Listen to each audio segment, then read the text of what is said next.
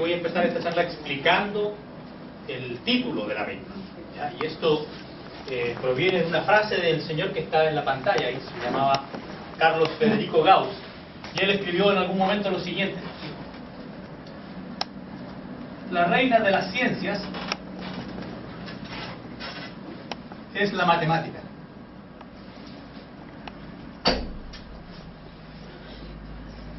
Y la reina de las matemáticas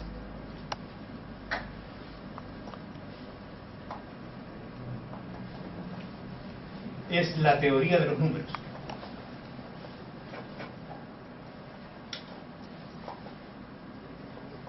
Y de eso vengo a hablar yo, de la teoría de los números. Y vamos a hacer una... porque Gauss fue un gran matemático, un prodigio matemático de finales del siglo XVIII. Y bueno, él hizo matemática, trabajó en teoría de números hasta los 19, 20 años de edad, y después se dedicó a otras cosas. Fue director de un observatorio en Göttingen, astronómico.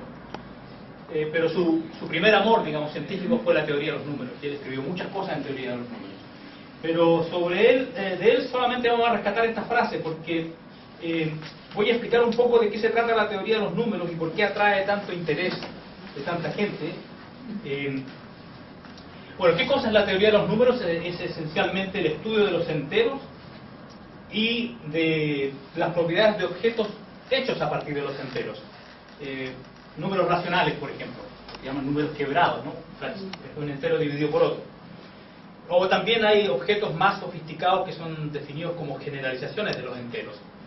Por ejemplo, los enteros algebraicos, que es un poco más complicado definir. Y de qué esta rama se caracteriza por una multitud, la gracia de esta rama es que se caracteriza por una multitud de enunciados simples, pero cuya demostración es extremadamente difícil en general. Y uno de estos enunciados fue el siguiente. Pierre de Fermat, un matemático cuya foto sigue a continuación. Pierre, asistente, por favor. Un matemático francés, Pierre de Fermat. Él vivió entre 1601 y 1665. Así que vivió hasta una edad avanzada en esa época, 64 años de edad, del siglo XVII. Y él, bueno, él tenía, bueno, por supuesto que hubo matemáticos previos a él que también se dedicaron a la teoría de los números. Uno de ellos fue un clásico, un matemático de origen griego, Diofanto, del siglo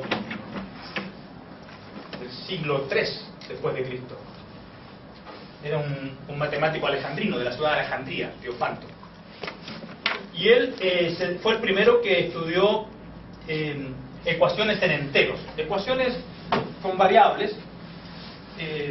Por ejemplo, la siguiente: x a la n más y a la n igual z a la n. Aquí donde los x, y y z vamos a suponer que son números naturales, enteros positivos. Esa es una ecuación que se llama de tipo diofántica, porque está en la clase de las ecuaciones que estudió Diofanto hace tanto tiempo. Y Diofanto publicó un libro que se llamó Aritmética, y una de cuyas copias Fermat tenía. Y por supuesto Fermat estudió todas estas ecuaciones, y en particular Fermat hizo una conjetura. Dijo, bueno, para n igual a 2, un ejemplo, estos son la famosa ecuación de Pitágoras. Si ustedes se acuerdan, de un triángulo uno toma la suma de los cuadrados, los catetos es igual al cuadrado de la hipotenusa, ¿no es cierto? Con n igual a 2. X cuadrado más y cuadrado igual z cuadrado, teorema de Pitágoras. Ese tiene soluciones en enteros. Por ejemplo, 3, 4 y 5 satisfacen esa ecuación. Y entonces, pero Fermat hizo la siguiente aseveración así audaz. Dijo, para n mayor o igual a 3 no existen soluciones en enteros. Y dijo ahí, para provocar a las personas que leían sus notas, dijo, y esto lo escribió en el margen de su copia del libro de Diofanto, y dijo, pero lamentablemente este margen es demasiado estrecho para contener una demostración, mi demostración. Entonces, por supuesto que los matemáticos, hay mucha gente que no cree que él realmente demostró esto, porque la demostración ocurrió con el siguiente matemático, quien demostró esto finalmente, lo hizo en 1993, y se llama Andrew Wiles, y aún vive. Bueno, él fue el director de tesis de mi director de tesis, así que alguna relación. O casa, pero... Bueno, él, entonces la demostración demoró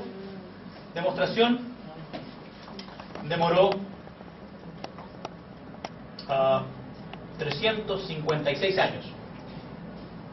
Y bueno, y por supuesto que hubo muchos matemáticos desde la época de Fermat que trataron de demostrar esto. Porque si Fermat tenía una demostración que caía en el margen, que no podía caer en el margen, ¿cuál habrá sido? Y mucha gente se trató de encontrar una demostración y se demoraron 356 años en hallarla. Entonces ustedes ven el enunciado es simple, pero la demostración es muy complicada. Entonces esa es una parte de la atracción. Y bueno, no voy a hablar más de Wiles y de la demostración de esto, porque son 150 páginas, pero voy a hablar de otra figura espectacular en la teoría de los números, y esa es la fotografía siguiente. Y este fue un matemático autodidacta indio que vivió en el sur de la India a finales del siglo XIX, principios del siglo XX. Él realmente murió muy joven, a los 33 años de edad, 32. Nació en 1888, murió en 1920, 32 años tenía. Y este joven indio, realmente era hindú, tenía la religión hindú, era un vegetariano estricto, y los matemáticos indios que lo conocían, otros mayores que él, se daban cuenta que él tenía un gran talento. Pero ya en algún momento la India le quedó pequeña, y la gente que lo apoyaba, los mayores, le dijeron: mira, envía tus trabajos, ¿verdad? Que poca gente los entiende aquí, envíalos a los grandes matemáticos de los centros mundiales de la matemática. Y eso, en esa época, la meca de la matemática estaba en Inglaterra y en Alemania. Y él le envió una carta al siguiente matemático, a la siguiente persona, un matemático muy prestigioso de la Universidad de Cambridge en Inglaterra, se llamaba Godfrey Hardy. Todo el mundo le llama G.H. Hardy, porque siempre se firmaba el G.H. Hardy. Todo el mundo sabe su apellido, no el nombre. Y este matemático, bueno, fíjense ustedes, yo como matemático he recibido cartas de personas que afirman haber demostrado cosas maravillosas y que realmente no eran tal, digamos. Eran, ¿cómo se llaman estas personas que están medias, no sé, medias iras, ¿no? Entonces, imagínense la impresión de este señor, un respetado matemático, que recibe una carta de un hindú que trabaja, y el trabajo de Ramanujan en esa época estaba encargado de una oficina de patentes del puerto de Madrás, en la India. No era un matemático profesional. ¿Y por qué? Porque Ramanujan había estudiado sus matemáticas, realmente tenía un libro que tenía puros enunciados y no tenía ninguna demostración del libro. Él se enseñó a sí mismo las matemáticas en un libro que no tenía explicaciones, solamente estaban los enunciados. Entonces él también, los enunciados que él daba, no los podía demostrar, o sea, los obtenía de alguna manera. Después le decía: oye, explícanos cómo lo hiciste, y tenía problemas para explicarlo, porque entonces Ramanujan era un genio de la manipulación algebraica. Eso es lo que era. Y les voy a explicar, les voy a dar un pequeño ejemplo para que ustedes vean realmente el talento que tenía Ramanujan. A todo esto Ramanujan, Hardy se dio cuenta de su talento al ver esta carta, una de cuyas fórmulas la voy a presentar aquí, una de las fórmulas de la carta. Y bueno, lo llevó a Inglaterra, dijo: tienes que venir a Inglaterra, lo llevó a Inglaterra, pero eso fue realmente lo que inició la decadencia personal y física de Ramanujan, porque él fue trasladado. En el sur de la India hace calor todo el tiempo, en Inglaterra no es así, obviamente, todos sabemos. Entonces le cambió el clima, llegó a Inglaterra en 1913, un año antes de que empezara la guerra mundial. Cuando el mundo estuvo en guerra, Europa estuvo en guerra, era muy difícil conseguir alimentos para toda la población. Imagínense que tienes un indio ahí que come solamente verduras, ¿ya?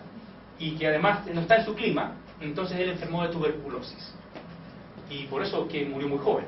Bueno, lo prometido, les voy a mostrar, les voy a dar una muestra del talento que tenía Ramanujan. Y para eso necesito escribir unas fórmulas un poquito feas.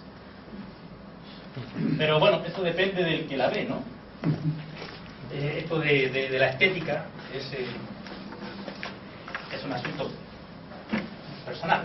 A alguien le puede parecer bonito, a otro le puede parecer feo. Y las fórmulas son las siguientes. Esta es una de las fórmulas de la carta. de 1913 que Ramanujan le envió a Harvey y que a mí siempre me ha impresionado. Hay varias fórmulas, pero esta es la que a mí me gusta más. Entonces, bueno, el tipo de objeto que aparece en esta fórmula se llaman fracciones continuadas, y lo voy a explicar. Realmente que hay un proceso límite involucrado. 1 más x a la 15, 1 más x a la 20, y esto sigue hasta el infinito.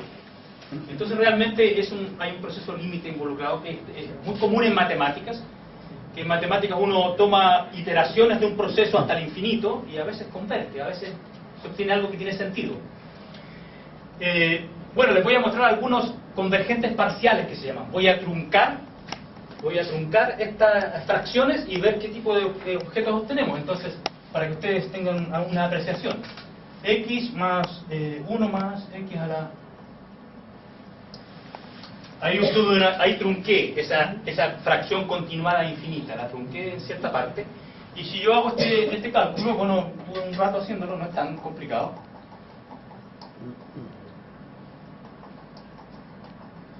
Ups. Ya, no es muy sorprendente, pero es la primera truncación. ¿Ya? Veamos la segunda. 1 más x a la 10, 1 más x a la 15. Y esto ya se pone un poco más pesado, más complicado. Ese es el problema. 1 más x a la 5, x a la 10, x a la 15 más x a la 20. Ya uno empieza a ver cómo suben las potencias en el denominador. Parece que por 5, ¿no? 5, 10, 15, 20. Bueno. Para que no digan ustedes que ya entendí cómo es la cosa, el siguiente, el último que voy a hacer para no aburrirlos,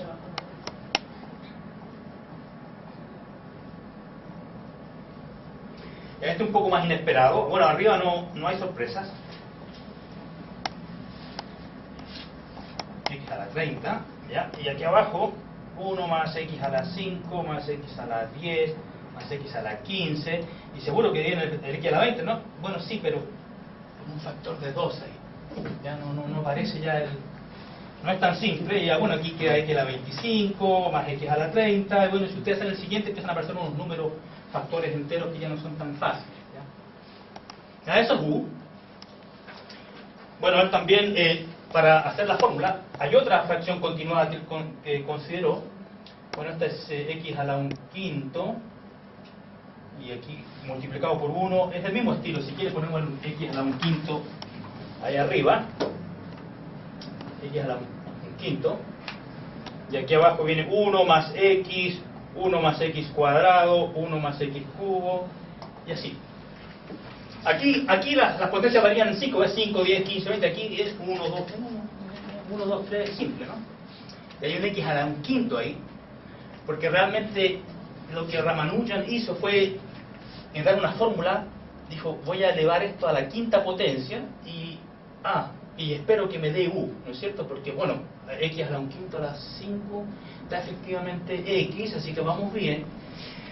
Pero la fórmula que él incluyó en la carta, y que, digamos, que impresionó a Harvey, porque dijo que él nunca había visto algo así, ni siquiera lo más remoto, era súper extraña la fórmula.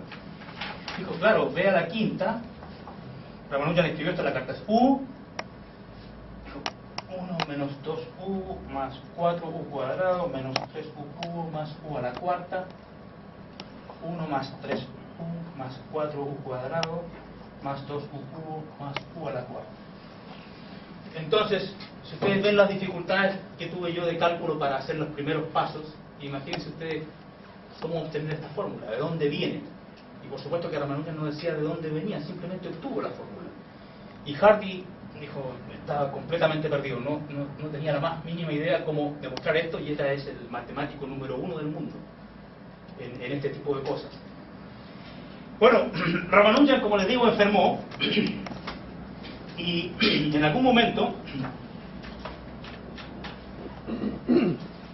estaba en el hospital enfermo de tuberculosis, y Harvey lo fue a ver. ¿ya? Entonces esta anécdota es famosa, muchos matemáticos la conocen. Entonces Harvey dijo, bueno, estaba en la habitación visitando a Ramanujan en la cama. Al gato, ¿no? Perfecto.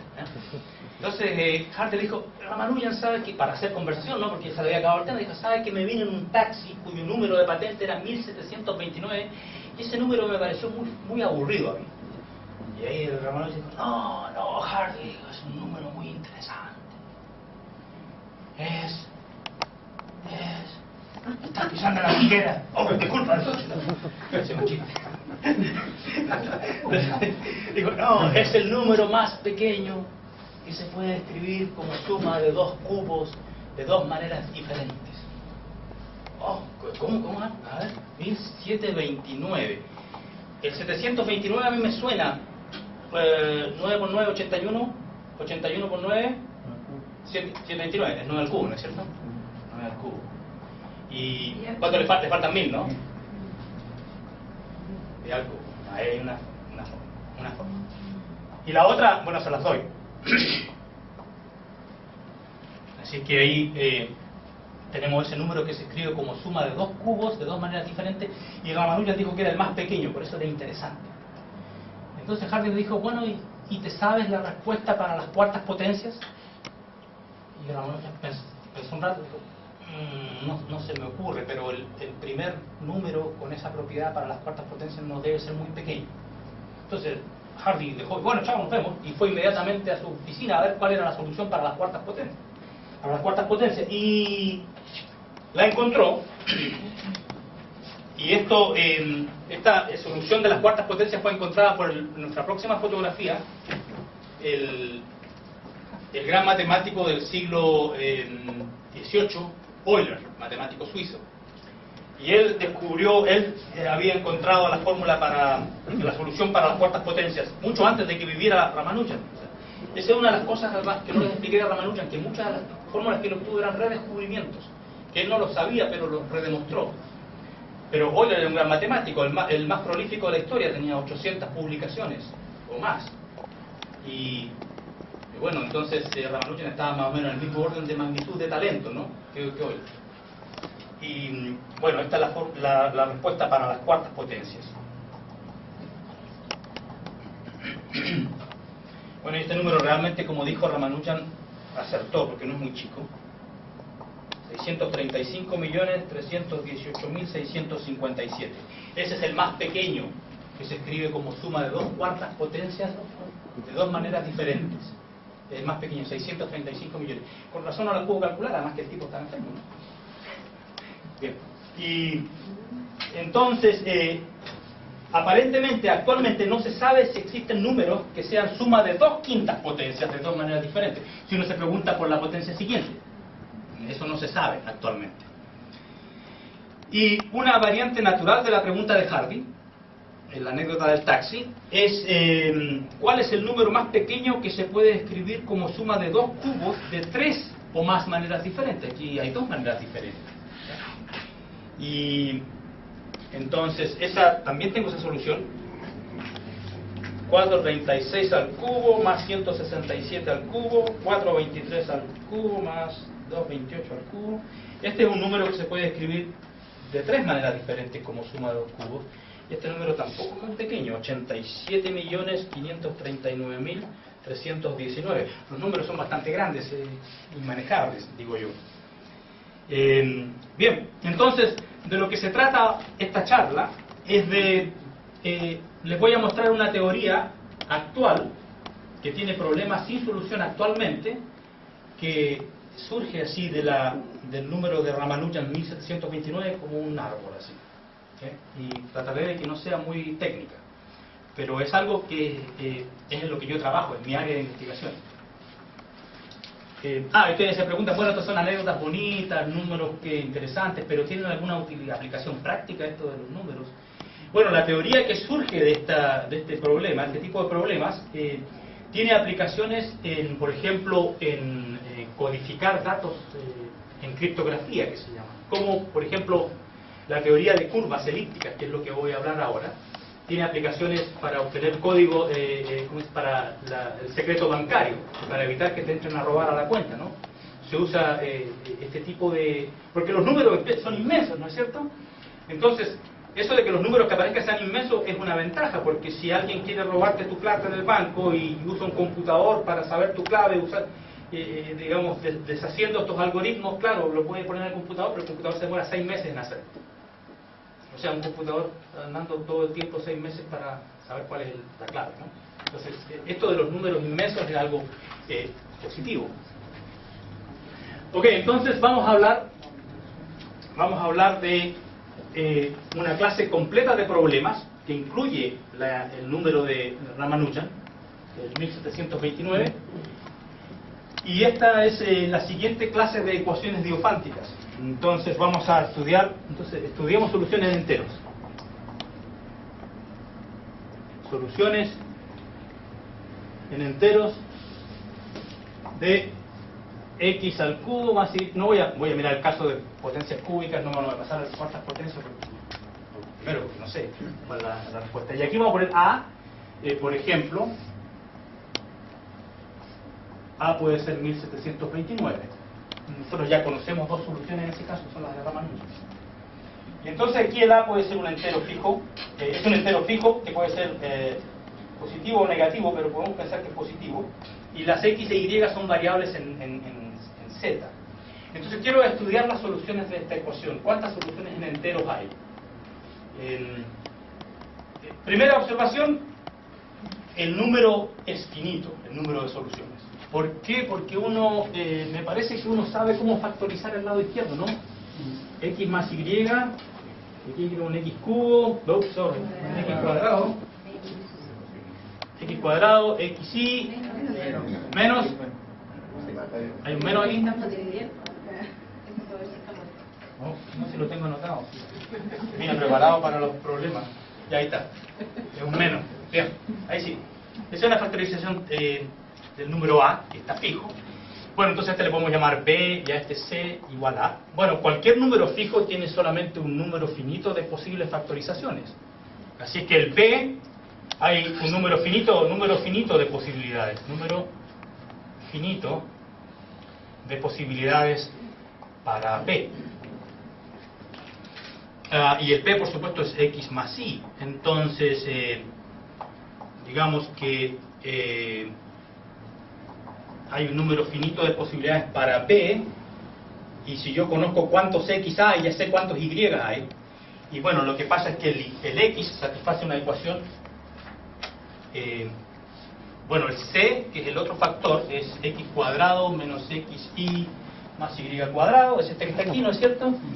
Y entonces aquí queda x cuadrado menos el y es b menos x por x más b menos x al cuadrado. Y esta es una ecuación cuadrática.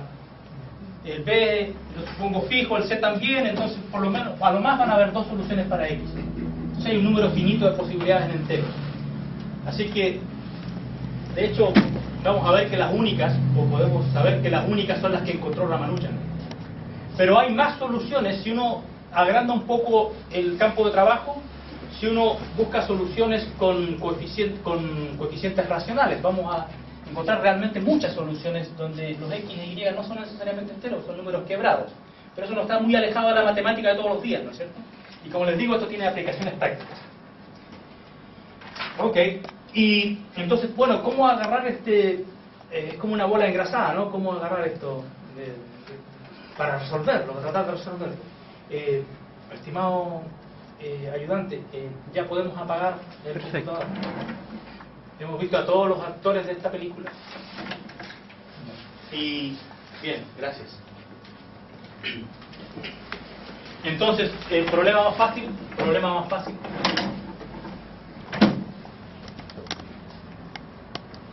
Estudiar soluciones de esta ecuación en números reales. Bueno, estamos buscando soluciones en enteros, así que, bueno, tratemos algo un poco más fácil, que es encontrar soluciones con números reales, donde podemos sacar raíces cuadradas y todo eso. Y entonces lo que vamos a hacer, vamos a graficar. ¿Cuál es el gráfico? cuál es el gráfico de esta ecuación. Esto lo podemos hacer con matemáticas del primer semestre de la universidad, cálculo 1. ¿Okay? Bueno, ahí uno puede despejar la y si quiere, va a ser a menos x cubo raíz cúbica, ¿no? Y podemos dibujar el gráfico. Y bueno, hay algunos datos interesantes para aquellos que conocen la derivada. Vamos a calcular, para aquellos que saben un poco más de matemáticas, vamos a calcular la derivada. Se calcula así implícitamente, que se dice, y bueno, lo que vemos es que siempre es negativa, porque el negativo, el cuadrado, un número al cuadrado y con un signo menos ahí. Entonces significa que siempre decrece, la curva siempre decrece. Y además, si ustedes cambian x por y,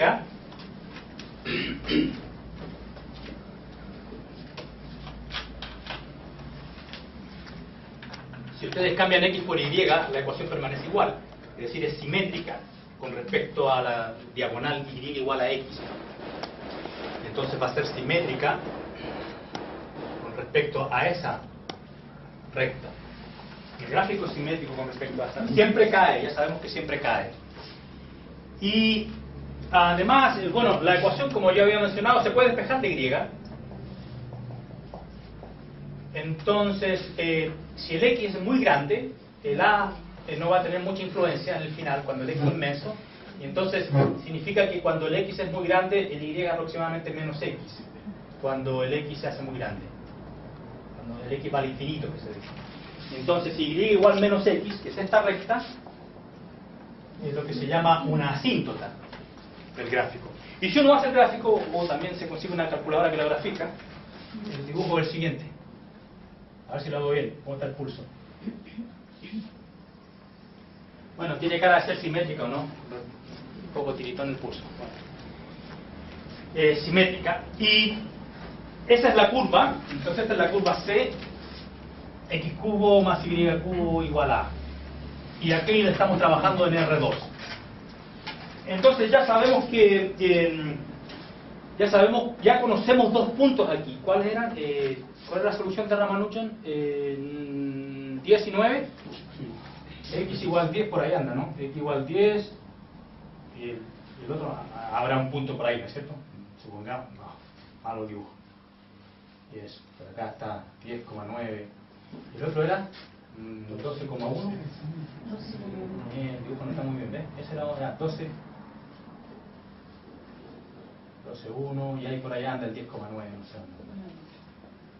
O por allá arriba, por acá. 10,9, ese tiene cara de ser, ¿no? 10,9, 12,9. Ya, cara de ser. Bien, entonces, nótese. Entonces lo que yo quiero hacer es encontrar más puntos aquí en esta curva, porque ya tengo dos, pero me gustaría hallar más. Entonces notemos lo siguiente, que si tengo un punto ahí, bueno, por el hecho de que es simétrica, va a aparecer uno acá, el YX, ¿no es cierto? Así que hay una manera de obtener más puntos. Pero es una manera un poco barata de encontrar los puntos. Y yo le voy a mostrar una manera mejor y mucho más interesante de hallar puntos. Y esta es la siguiente.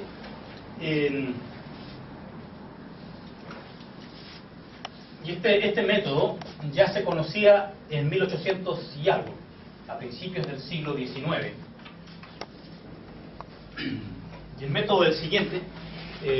Dado que tengo ya muy sucia ese dibujo, lo vamos a repetir acá, a ver si me sale bien de nuevo.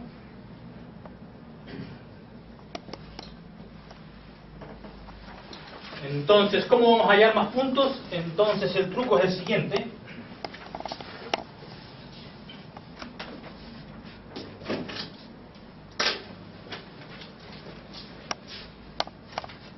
Vamos a suponer que tengo aquí Q y R. Entonces, si yo vamos por acá mejor, aquí vamos a ir, Q y R, dos puntos. Entonces, claro, los puedo unir por una recta, y esta recta usualmente va a intersectar a la curva nuevamente en otro punto, y a ese punto le vamos a poner P. Así que dado dos puntos puedo generar un tercer punto simplemente tomando esa recta ¿Cómo se puede ver esto de manera analítica? Ustedes si no me creen mucho ahí, bueno, claro, porque entonces esto es importante. Aquí vamos a ver un poco de fórmulas. Entonces, realmente voy a sumar P y Q y voy a obtener R. Entonces vamos a suponer que el P es X1, Y1, el Q es X2, Y2, y voy a darme esta recta, le vamos a llamar L. Entonces tiene una ecuación así: Y igual MX más B, es una recta, ¿no es cierto? Y entonces esta vamos a ver es la recta que une a P con Q. Entonces si uno la pone en la ecuación, X cubo más Y cubo, pero Y cubo es Y vale MX más P. Entonces aquí estoy escribiendo la ecuación de la intersección de la recta con la curva, y es esta. Y entonces ya sabemos que como el P y el Q son puntos aquí, ya tiene dos soluciones: X1, Y1 y X2, Y2, y como es una ecuación cúbica, tiene que haber una tercera. Excepto, siempre que, aquí tengo un problema, siempre que M sea distinto de menos 1, porque si la recta, tengo la mala suerte de elegir la recta justo esta, una recta paralela a la asíntota, esa intersecta en dos puntos nomás. Le falta uno, ¿no es cierto? Entonces, pero hay una manera de evitar, de solucionar ese problema, porque realmente yo quiero siempre construir puntos. Y lo que uno hace ahora es un poco de cirugía. Voy a agarrar el plano y lo voy a transformar en una bola. Entonces ahí no siempre voy a obtener un tercer punto, y eso es una mala noticia. Entonces lo que voy a hacer, el plano lo voy a transformar, voy a tomar el plano y lo voy a doblar así hasta que todos estos puntos que están a la periferia en el infinito se van a coincidir con uno solo, que se va a llamar el polo norte. Esto es típico que se hace en matemática. Okay, entonces aquí, a ver, aquí está mi eje Y, por aquí está mi eje X, ya se pusieron todos curvos estos, antes eran así y ahora son curvos. Este es un meridiano, ¿no es cierto?, de la esfera. Y bueno, mi curva sigue estando ahí, ¿no es cierto? Pero ya al hacer esta compactificación que se llama, esta curva ya va a dejar de ser abierta, se va a cerrar y va a pasar por el infinito.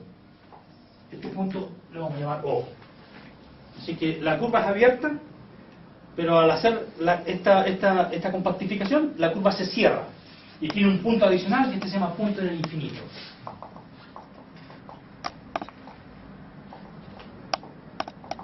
Y ahora resolví el problema, porque ahora sí tengo una recta que sea...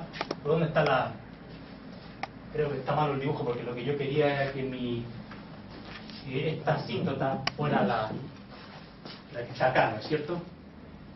Bueno, realmente no importa, porque todas estas rectas se juntan en el mismo punto, arriba. ¿Ya? Entonces lo que va a pasar es que cuando yo tenga esta recta que está aquí, ustedes ven esta recta paralela, no se intersecta con la asíntota, pero en el punto del infinito todas se intersectan.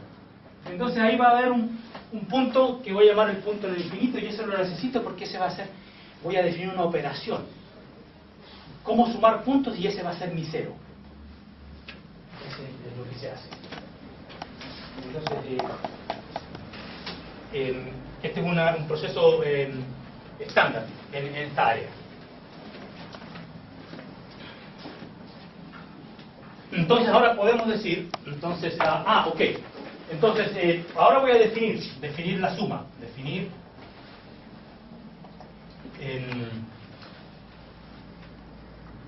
P más Q. Bueno, uno estaría tentado a definir P más Q igual a R, ¿no es cierto? Pero realmente lo que sirve, debido a este problema de que falta un punto, realmente lo que uno hace, considera el R de intersección y considera el punto simétrico. Este que está aquí es el que llamamos PQ, es la reflexión.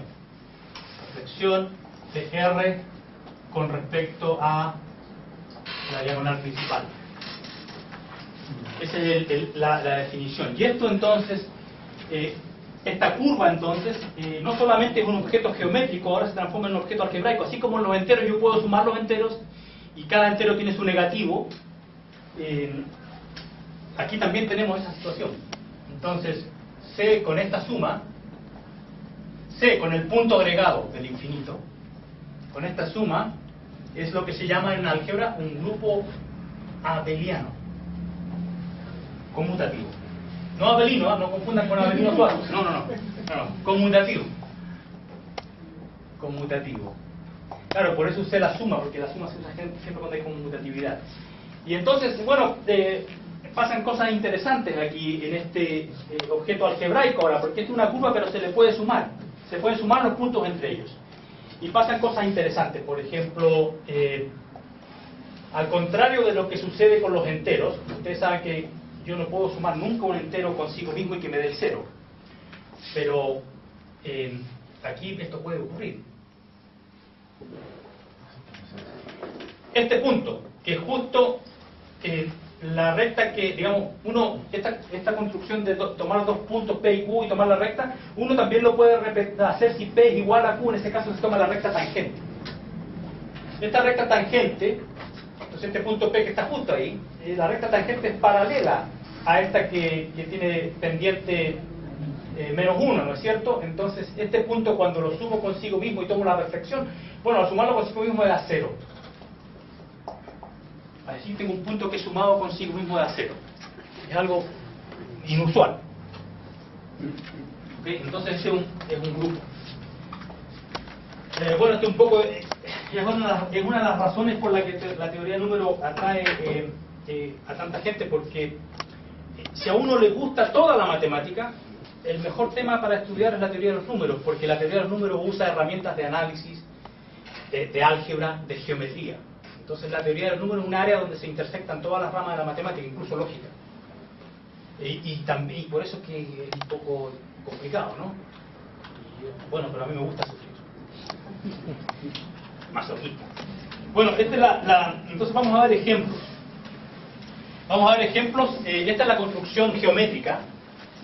Y para aterrizar un poco esto, antes de que nos asustemos con tantos cálculos y tantas cosas abstractas, vamos a hacer unos ejemplos.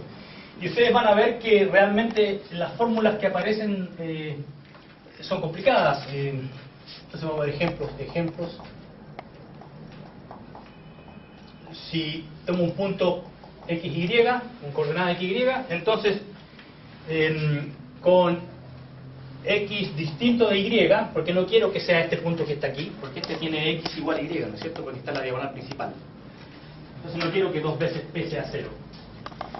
Entonces puedo calcular el 2P, P más P. Y esto me da, le puedo dar las coordenadas. Uno diría, entonces cosa de sumar las coordenadas, X más, sería, P más P sería igual que sumar los vectores, ¿no? X más X, 2X, fácil. No es así. No es tan así.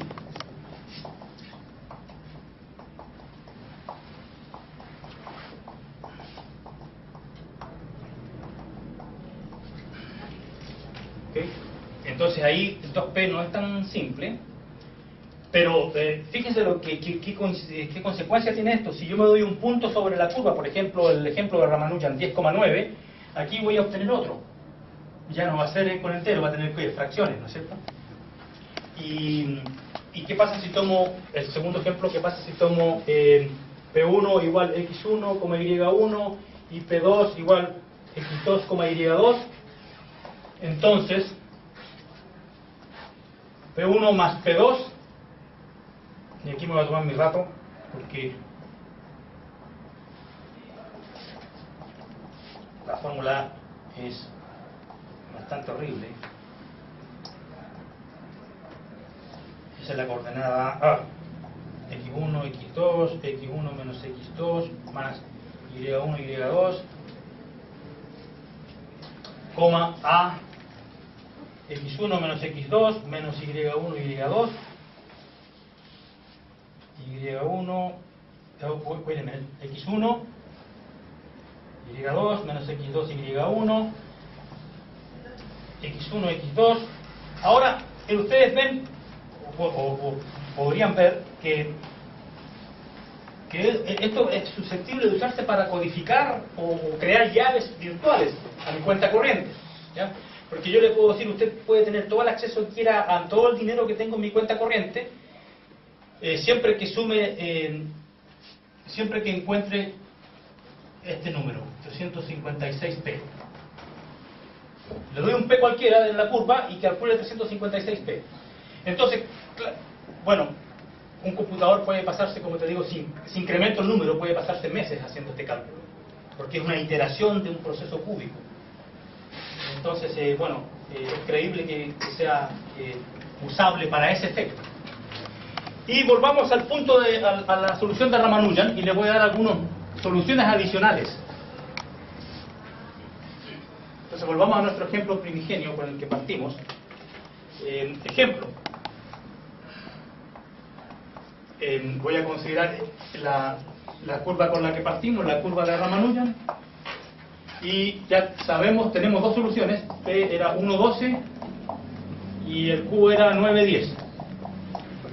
O al revés, está lo mismo porque es simétrica, ¿no?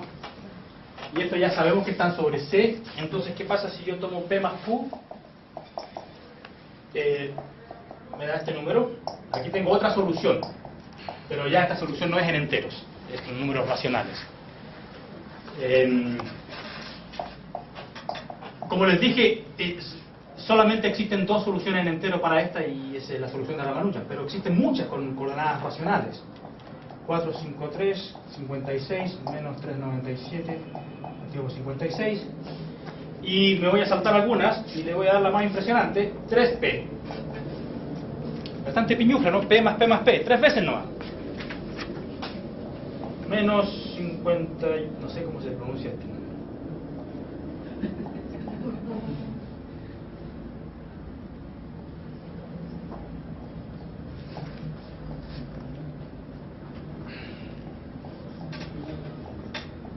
Bueno, por lo menos el denominador es el mismo, bueno.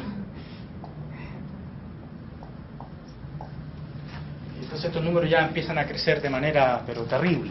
Dice 3p, imagínense, 356p. ¿Cuántos dígitos tendrán los numeradores? Entonces, hay ejemplos con 150 dígitos. No caben en la pizarra. Bueno, interesante, ¿no? Y para entrar a la parte final de la charla, no quiero aburrirlos. Eso, vamos a hablar de, entonces, empecé con historias de personas, con un chiste por ahí, y voy a terminar en la frontera de la investigación actual en esta área.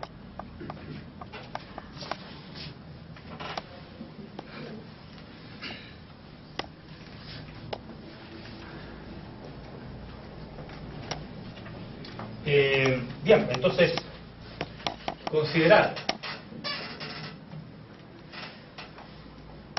el conjunto de todos los puntos sobre la curva que tienen coordenadas racionales. Ya vimos unos ejemplos ahí. Así que aquí van a estar todos los x y sobre la curva, o seamos más específicos, x y, tales que x e y son racionales, y además la suma de los cubos es a, unión el punto raro es en el infinito. Entonces, es un grupo conmutativo. Significa grupo, la palabra grupo significa simplemente que puedo sumarlos, eso es todo. Y la suma es conmutativa, da lo mismo en qué orden lo haga. Es un grupo conmutativo, y el primero que se dio cuenta de esto fue un gran matemático, especialista en análisis, Juan Carré, en 1900. Y bueno, uno de los primeros grandes teoremas en esta área, por un matemático británico en 1922, y por un matemático francés en 1928, que a quien se le dio el premio Limón en alguna vez, que era la peor persona que puede existir. Bueno, no voy a apelarlo más. El chino río de las matemáticas, digamos. Bale. Entonces, existe. Bueno, mire, les tengo una mala noticia. No les puedo dar todas las soluciones de esta ecuación. En entero sí, pero en números racionales no se las puedo dar todas, porque hay una infinidad. No les puedo dar una fórmula ni una lista diciendo, oiga, usted meta un parámetro y aquí salen todas. No les puedo decir eso. No hay solución. Pero lo que sí hay es que existe un conjunto finito.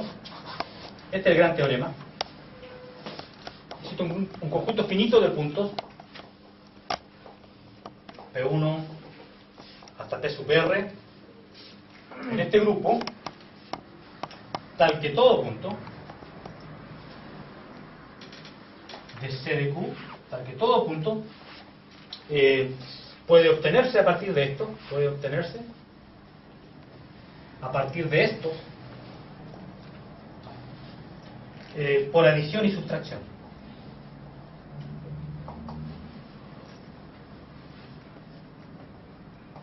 ¿Okay? Hay un conjunto finito de puntos, de manera que cualquier otro yo puedo obtenerlo sumando, por ejemplo, 2p1 menos 3p4, etcétera, haciendo combinaciones de ese estilo. Ese es un gran teorema. Estos se llaman los generadores de C de Q. No les puedo decir cómo son todas las soluciones, pero sí les puedo decir que existe un conjunto finito que genera todos los demás. Y entonces, este número, R, se llama el rango. Se le pone ese nombre, rango de C de Q.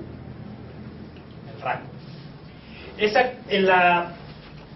El ejemplo de Ramanujan, esta curva tiene rango 2. Y estos precisamente son los dos generadores. Esos generan todas las demás soluciones. Entonces ustedes ven el comentario de Ramanujan en todo lo que implica. Y este número es un objeto de investigación actual, porque, por ejemplo, hay conjeturas. Primero, este teorema no es efectivo, me dice que existen, pero no me dice cómo hallarlos. Ni siquiera me dice cuán grande puede ser el R, cuánto, digamos, les doy una curva y no me puede, oye, R, ¿cuánto vale el R? No sé, pues solamente sé que hay un número finito. Y entonces, y este es uno de los problemas más importantes de la teoría de los números, existen conjeturas que dicen que yo a partir de la curva puedo definir una función analítica, una serie de potencias, y esa tiene un cero en cierto punto cuyo orden es exactamente este rango. Es una conjetura por la cual se ofrece $1 millón a quien la resuelva. ¿Okay? Es uno de los problemas importantes del siglo XXI.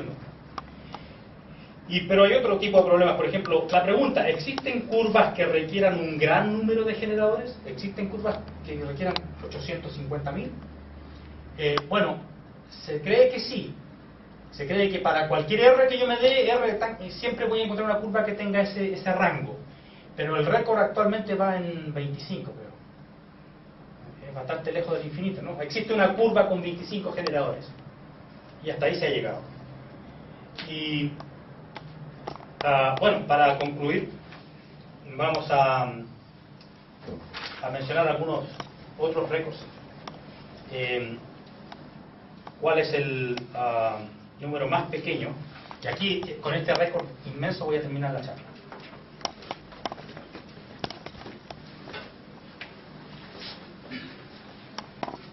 Este fue encontrado recientemente, hace unos 10 años. El entero más pequeño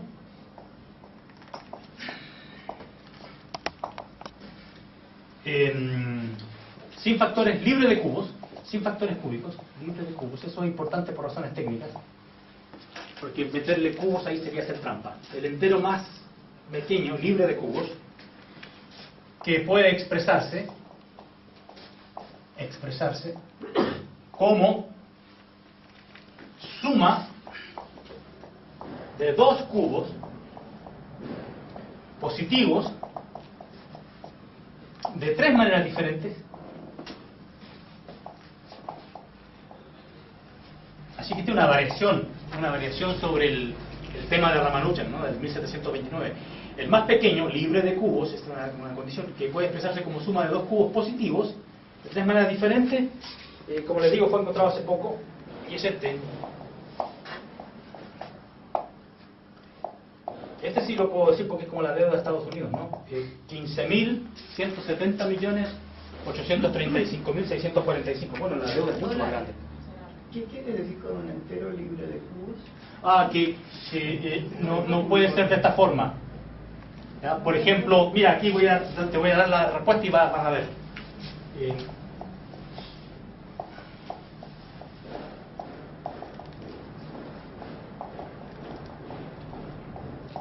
Y este no sé cómo lo habrán hallado, porque es bastante grande. Y este es 3 al cuadrado, 5 por 7 por 30. Estoy dando la decomposición en primos. No, en ningún primo aparece la tercera potencia. Si aparece la tercera potencia está haciendo trampa porque están metiendo factores espurios. Bueno, espero no haberlos aburrido. Muchas gracias.